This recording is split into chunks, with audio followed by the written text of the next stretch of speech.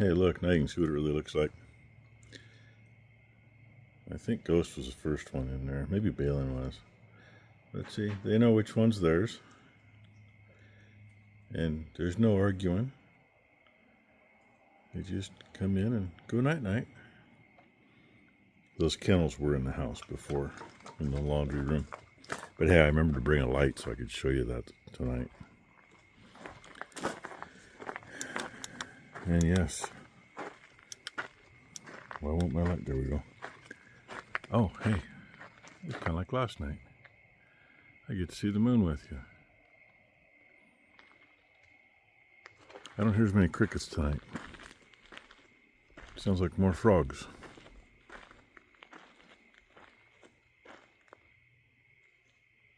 Actually, it's crickets that way if you can hear them. And maybe frogs that way. Anyway. And I see some stars and I see some clouds, but the clouds aren't very heavy, obviously. So maybe we won't have clouds in the morning. What do you know? Looks like yesterday morning.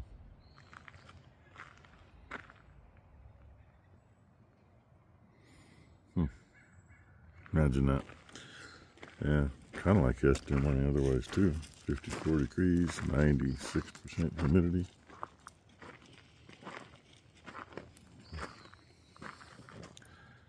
Yeah, the ground fog makes it clear across the three-corner piece too. But, I don't know, I can't tell. I mean, that direction's not cloudy, but you just can't tell. Hopefully it doesn't cloud over. Hopefully the sun comes up and actually hits the ground. But what's got to get done first is feeding. You all know that. And maybe, let's see what we can see here in a minute.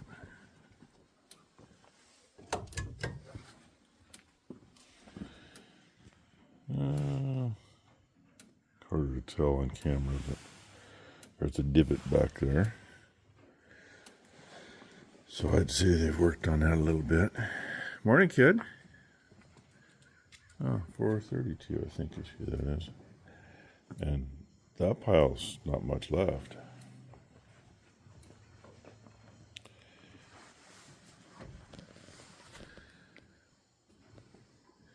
The gauntlet in here. I'm just going to climb up and see if I can reach. The first pile there, they've eaten quite a bit by the looks of it.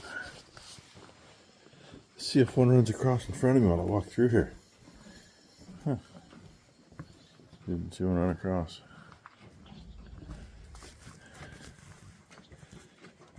That one they've ate some. That one they've ate some.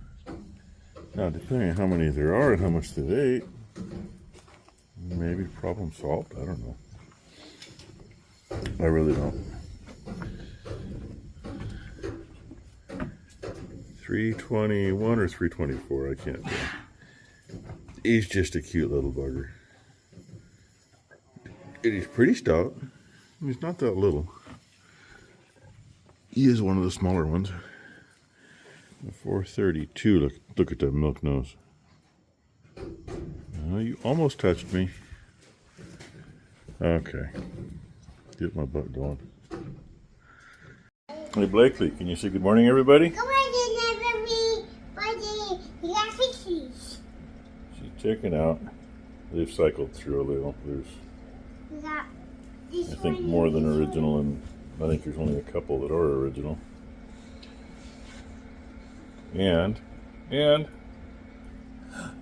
there he is. You say hi? Come on, say hi. Okay, point at it. Close enough. Yeah, we've been sitting outside for a little bit, trying to discuss the day, huh? Yeah, it's hot out. Well, it's not hot yet. It's only about 70 degrees, but it's still like 75 or 80% humidity. It's hot out. But it's not cloudy this morning. It is foggy. Mama! I mean smoky. I don't even know what it is. It's smoky. It's filtered light. Ty's gonna do more water trough cleaning. I'm gonna move the baler and take the mower down and run the pressure washer over that again. And then it can get put back together and figure where to stuff it. That's the plan anyway. Somebody forgot to open the ditch up before she started dumping the troughs up here. The lower one was nasty. I don't know what she found in it, but I figured there was something dead in it.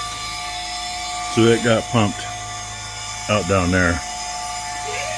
These two she's pumping out here, and she was just scraping the bottom of that one.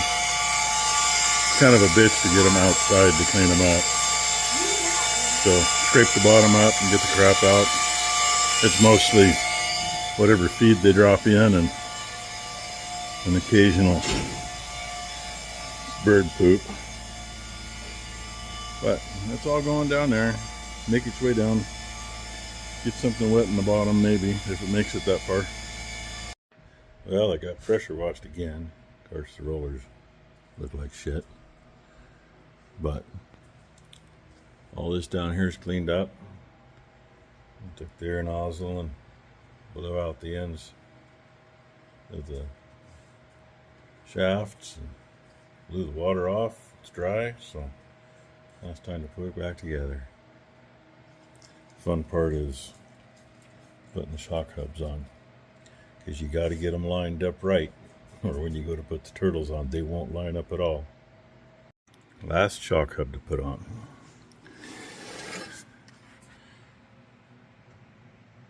The best way to do it is make sure your end one, your bolts are parallel to the bar. And being splined, this one happens to be in the right position right now. But if I take it off and try to line, I don't line up. They're going that way. And you may never get them perfect. But right there, that's lined up. Because you got a little slop. I mean, you got a set of gears in here. Every one of them. There's a drive shaft between them that's splined. Splines get worn. So there's a little slop. These two are pretty tight together. Then it's a little looser to that one. And I'm still moving the end one the same amount. And that one's not moving until I go a little farther. But when everything's relaxed, you want them lined up. And some people don't realize that's splined for a reason. Make sure it drops onto the spline. And yeah, the book says Loctite these.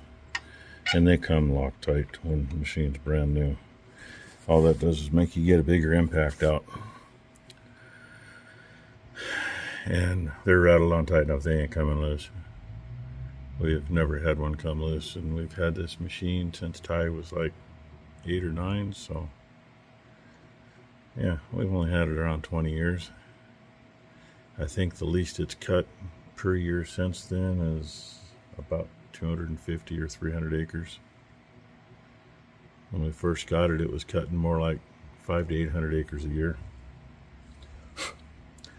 But that's how you do that. And I blew everything off before I put it back on here. Now I just got to go through. That's a 5/8 12 point, which the socket's laying right there.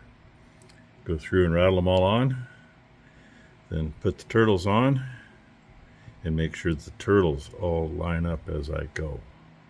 If one doesn't line up, that means I got to take the shock hub off and turn it. Oh, and I could show you that too. What I've been told, since we didn't own a New Holland discbine until this one. I'm going to screw myself up. Come on.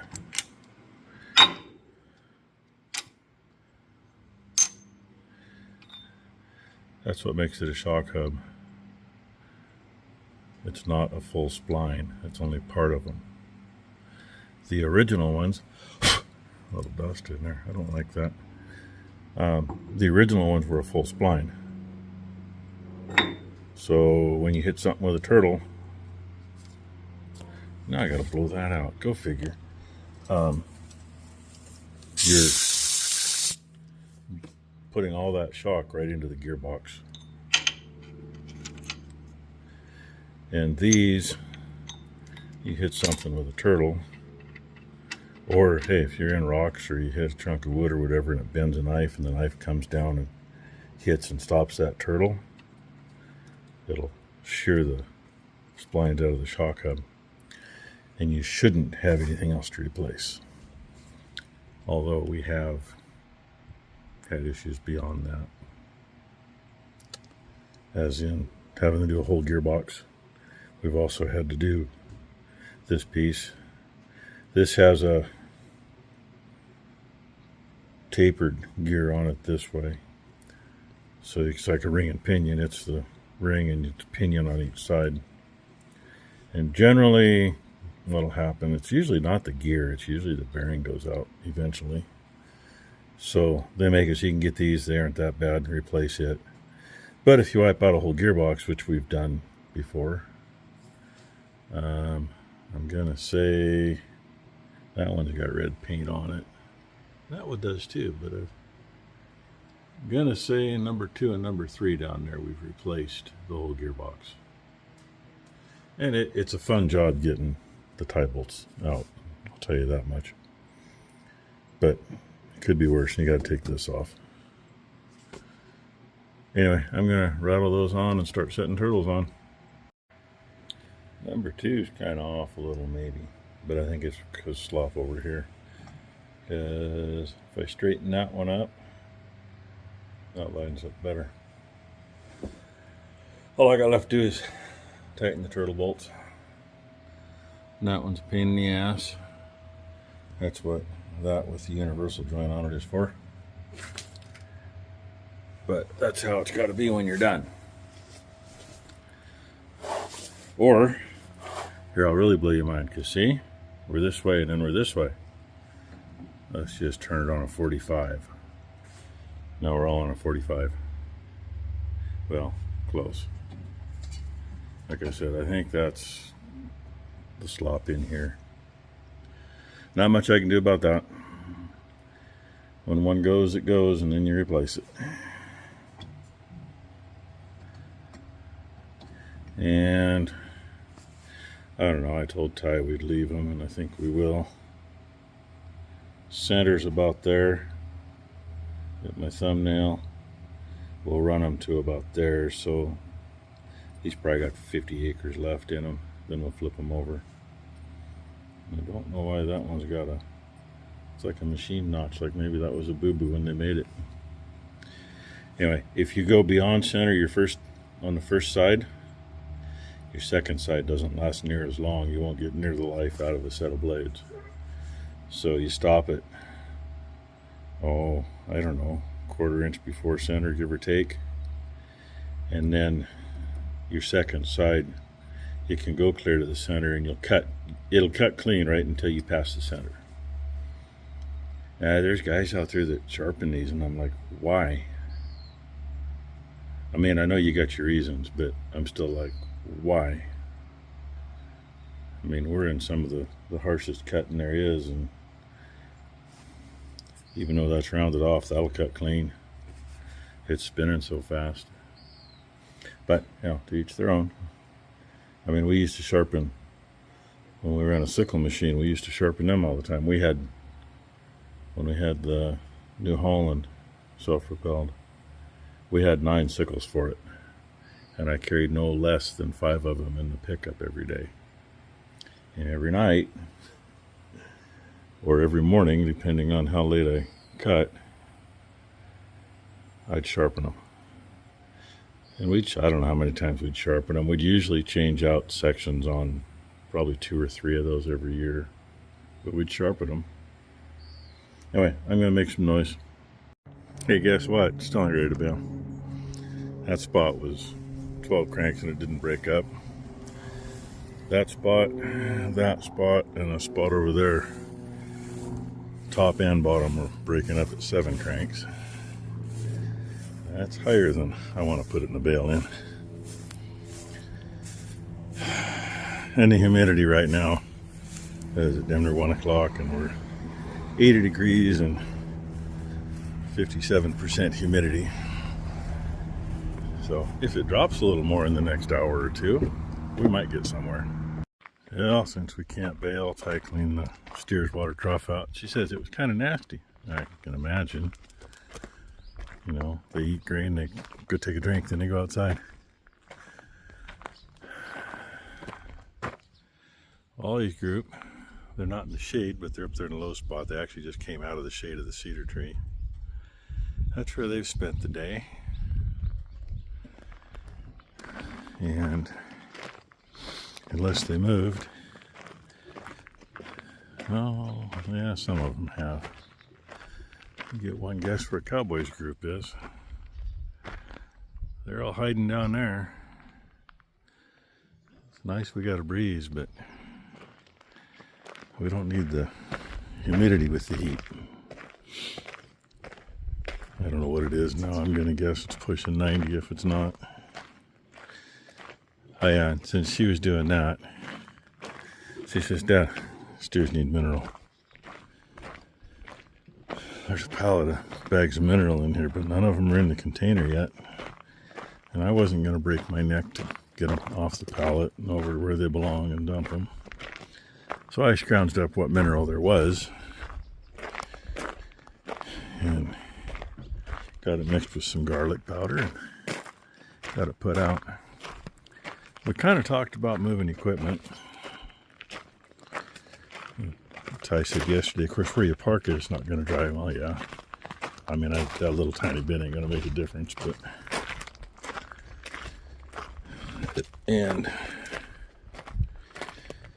my weather app says it's supposed to rain today. We got 1% chance today. Hers says not. Here, I'll show you why I chose not to get the bag. There's the bags. This is the best place to come out with them. And they go in a container underneath the deck. And with this blocked off so the pups don't get in there. Yeah, I already tripped on that, landed on the buckets. I'm going to see if I can piss her off because I'm going to do like she did. I picked up half the stuff and moved it. So, I was hoping my grease monkey would grease that mower and I'd at least get it out of the shop. Because I think she'd rather grease it in the shop, where at least it's in the shade, than out in the sun. And part of the greasing on that's a whole lot nicer if you're on a creeper.